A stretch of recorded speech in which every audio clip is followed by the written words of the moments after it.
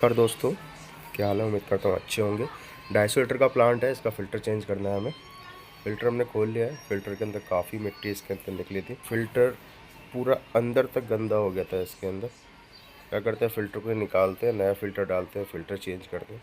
उसके बाद हमारा फ्लो मीटर है।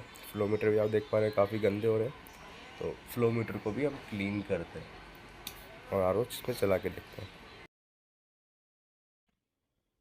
600 लीटर का आपका वेस्ट आ रहा है, 100 लीटर का प्योर आ रहा है। ऑटो में आर ओ चल रहा है और अप्रोक्स 17 kg पे आ रहा है। यानी कि मेम्ब्रेन इसकी ब्लॉक है। मेम्ब्रेन के अंदर मिट्टी है काफ़ी सारी, तो जैसे आप मिट्टी सारी फिल्टर में से निकली है, मेम्ब्रेन के अंदर भी काफ़ी मिट्टी है। तो मेम्ब्रेन इसकी वॉश होगी तब जाके 10 से 12 kg पे, 10 kg पे आ जाएगा और यहाँ पर हमारा 300 या 250 लीटर का फ्लो हो जाएगा। करते हैं इसको, कल आके इसको करेंगे। वीडियो अच्छी लगी तो प्लीज़ लाइक कर दीजिएगा, चैनल को सब्सक्राइब कर दीजिएगा। मिलते हैं अगली वीडियो।